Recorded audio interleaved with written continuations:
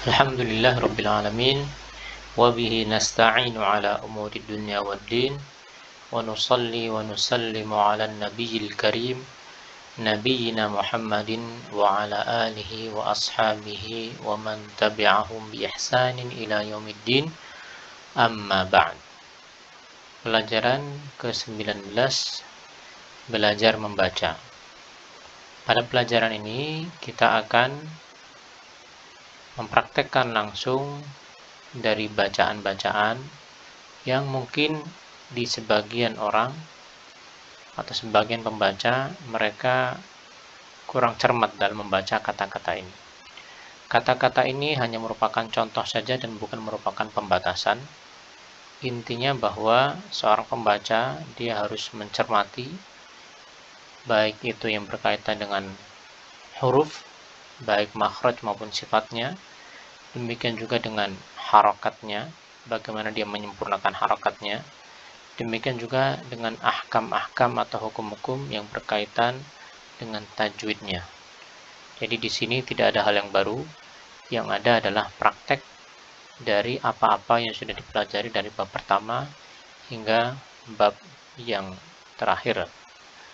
Baik, kita langsung mulai saja untuk membaca dari masing-masing kata ini, dan saya akan terangkan atau sebutkan kemungkinan kesalahan yang ada pada masing-masing kata ini.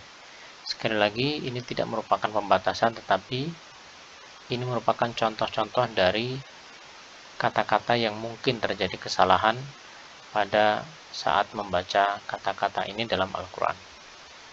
Baik, saya akan praktekkan. An-na'mati, an-na'mati.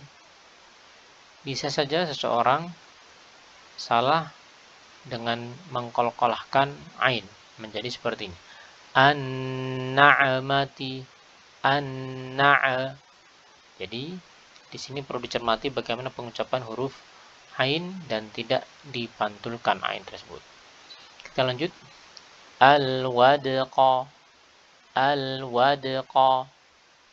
Di sini huruf dal dia sukun dan qalqalah. Dal sakinah qalqalah. Dan telah berlalu dari kita pembahasan bahwa qalqalah itu tidak diarahkan ke salah satu huruf, ke salah satu harokat. Sehingga termasuk kesalahan misalnya seseorang membaca seperti ini. Al-wadaqa, al-wada menjadi dal fathah. Atau menambahkan hamzah seperti ini.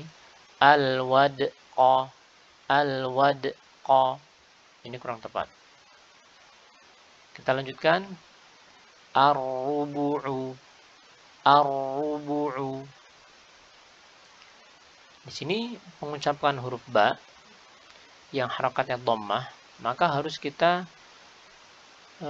manyunkan atau kita kumpulkan dua bibir kita sehingga sempurna dhammahnya. Ar-rubu'u. Sehingga tidak terbaca dengan misalnya malah menjadi seolah-olah ba itu sakinah seperti ini. Ar-rubu'u, ar-rubu'u, ar-rubu'. Nah, di sini ba-nya malah justru terkolkolahkan ya, dan sakinah dan qalqalah, padahal di sini adalah dhammah ya. Ar-rubu'u. Jadi pastikan bibir kita dhammahkan, ya, kita dhammahkan, kita monyongkan. Kita lanjut. As-sabu'u, as-sabu'u. Di sini huruf ba harakatnya dhammah, maka jangan sampai terbaca dengan ba sakinah qalqalah seperti ini. As-sab'u, as-sab'u. Maka tetapi as-sabu'u. Nah, kita lanjutkan. Al-aulayani, al-aulayani. Di sini harus kita perhatikan misalnya pada huruf hamzah. Jangan sampai huruf hamzah tertashilkan bukan pada tempatnya. Menjadi al-aulayani, al-lau. Ya, atau bahkan menjadi lam yang syaddah fathah, alla. Demikian juga harus kita perhatikan pengucapan huruf waw sakinah yang sebelumnya fathah. Pastikan bibir kita menguncup atau uh, terdomahkan sehingga sempurna. Tidak terbaca menjadi al-au, au menjadi seperti au.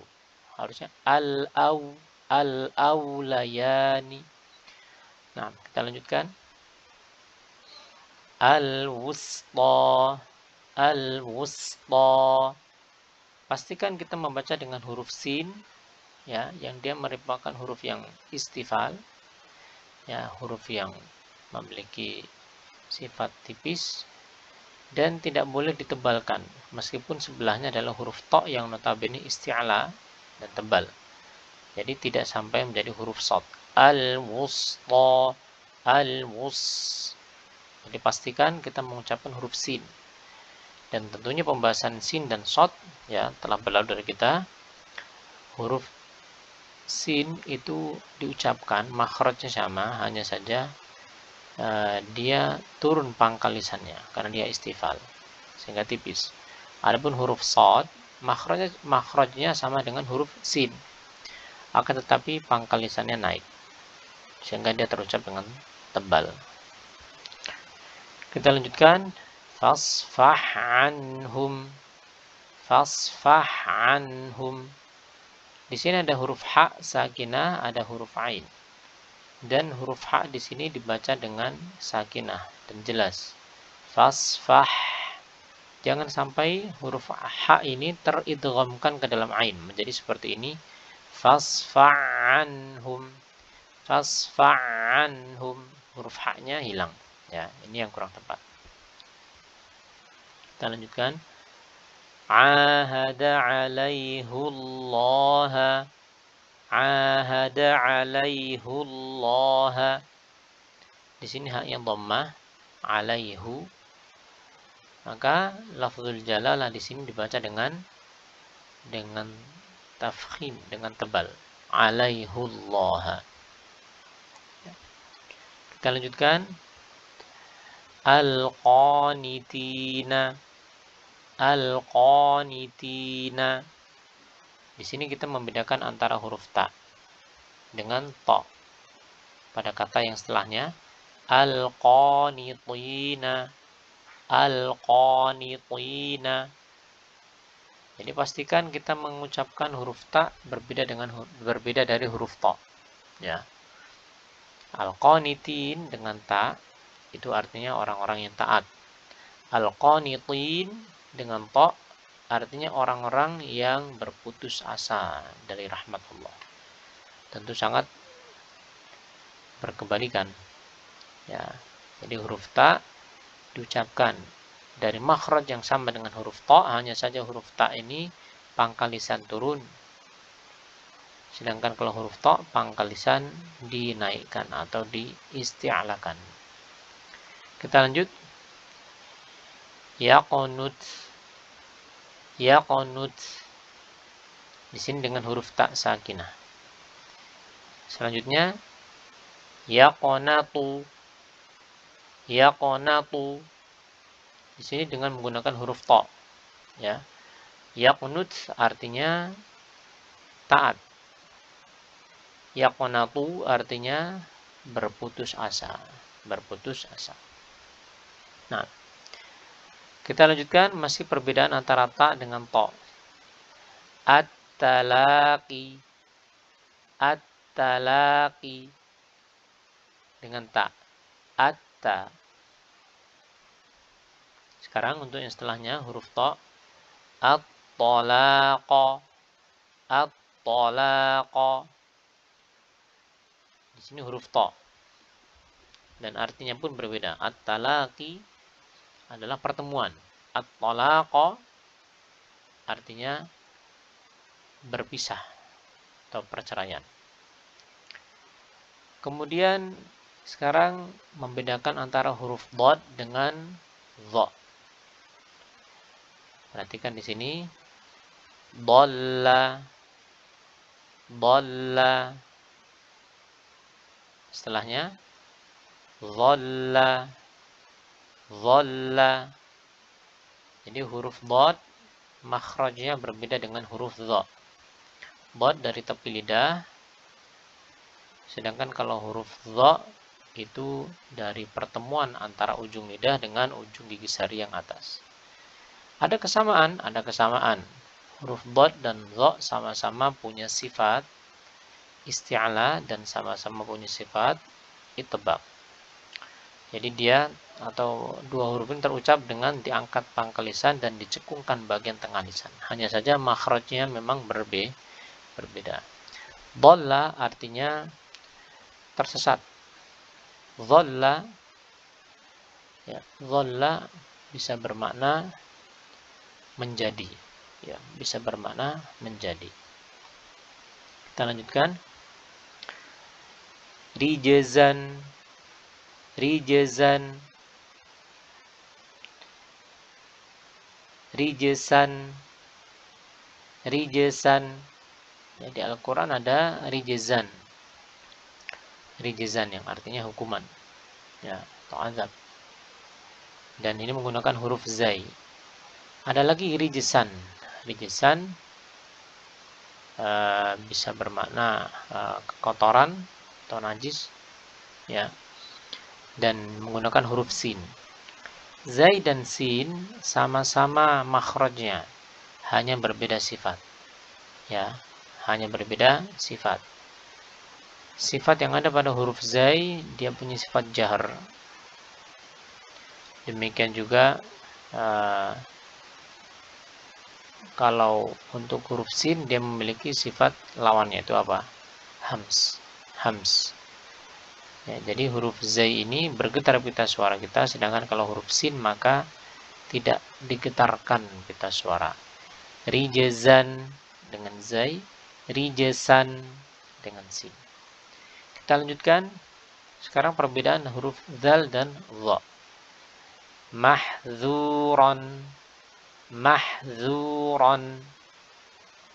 Perhatikan bagaimana huruf dzal diucapkan dengan tipis di sini. Mahzuran. Adapun setelahnya mahzuran, mahzuran, mahzu. Jadi huruf dzal dan dha sama makhraj akan tetapi berbeda sifatnya. Huruf dzal dia istifal, diturunkan pangkal lisan, ya, dan suara tidak terkurung, dia infitah. Huruf dha itu punya sifat isti'ala, diangkat pangkal lisan dan suara itu terkungkung antara lidah dan langit-langit, atau diistilahkan dengan sifat itbaq.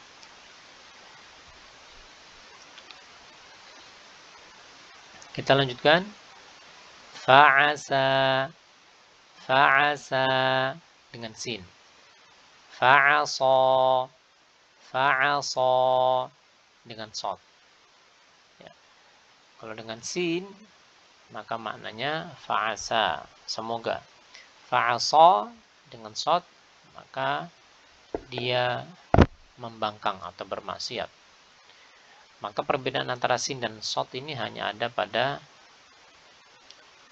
sifat. Adapun makhraj maka sama. Ya, sifat. Huruf sin itu istifal, sedangkan huruf shad itu isti'ala. Isti'ala. Ya, tebal. Kita lanjutkan. Yushabuna, yushabuna dengan sin. Kita lanjutkan. Yushabuna, yushabuna dengan shad di sini. Yushabuna.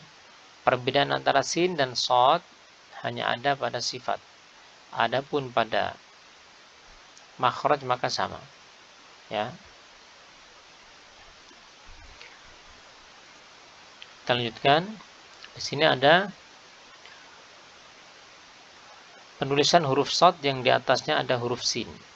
Apabila seperti ini, maka meskipun tulisannya huruf shad, akan tetapi kita dalam riwayat Hafs an Asim dari jalur Syatibiyah, maka kita wajib baca dengan sin. Jadi meskipun tulisannya shad, maka kita wajib baca dengan sin. Wa yabsutu, wa yabsutu. Pastikan di sini kita menipiskan pengucapannya karena kita mengucapkan huruf sin ini. Kita ucapkan huruf sin. Ya, bukan shotnya. Ya, bukan shot. Jadi kita baca dengan wayabesu. Pastikan sinnya itu tipis sehingga tidak terbaca atau terbawa menjadi huruf shot yang notabene tebal. Demikian juga pada kata berikut ini yang ada di surat Al-A'raf. Baslotan, baslotan, bas, tipis, bas. Jadi bukan dibaca menjadi shot, bas, bas. Jadi harus dicermati di sini apabila ada sin berada di atas seperti ini dan seperti ini, maka dia wajib dibaca dengan huruf sin dalam riwayat Hafs an Asim jalur Syatibiyah tentunya. Baik, sekarang apabila huruf sin kecil berada di bawah huruf shad, maka dalam riwayat Hafs an Asim dari jalur Syatibiyah boleh dibaca dengan shad, boleh dibaca dengan sin. Sehingga kita boleh baca seperti ini. Al-musaytiruna, itu dengan shad, atau al-musaytiruna, itu dengan sin. Nah, adapun apabila tidak ada atribut sin kecil baik di atas ataupun di bawah shad, maka wajib dibaca dengan seperti apa yang tertulis, yaitu huruf shad. Bimusaytirin, bimusaytirin. Nah, barakallahu fikum. Kita lanjutkan. Sekarang pada permasalahan huruf ra. Huruf ra. Kita mengucapkan huruf ra terkadang tebal, terkadang tipis, dan terkadang boleh tebal, boleh tipis. Yang boleh tebal, boleh tipis telah kita singgung pada pertemuan atau pada pelajaran ke-18 seputar hukum-hukum khusus. Silahkan nanti dimurojaah kembali. Adapun yang tebal dalam 8 keadaan, ya, dan yang wajib tipis dalam 4 keadaan.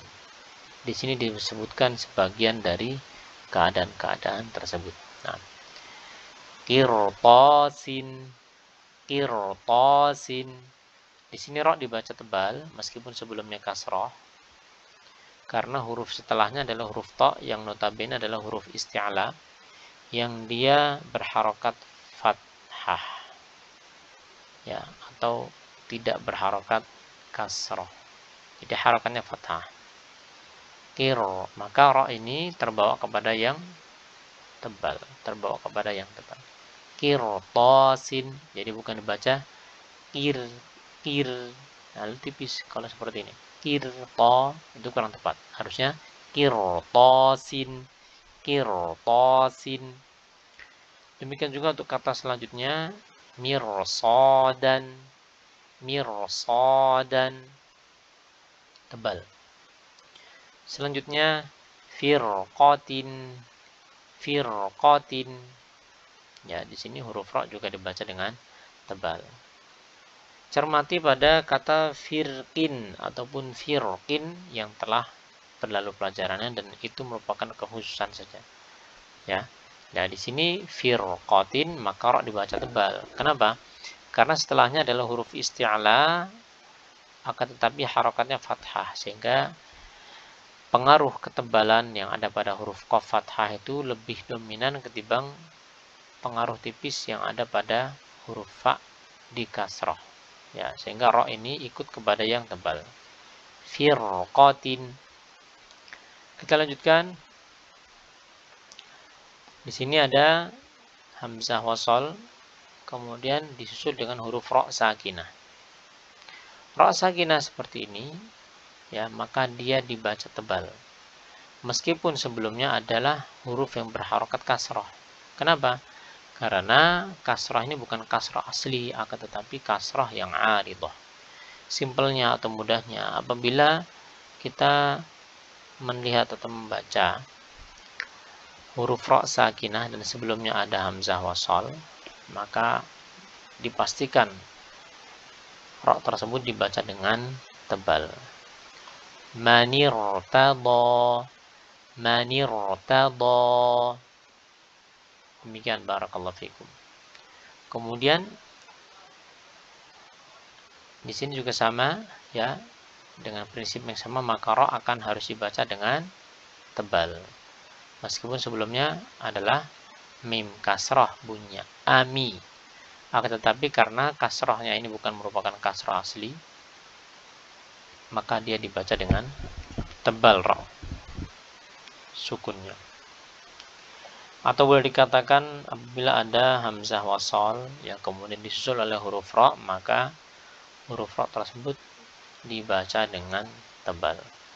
Amir tabu, amir tabu.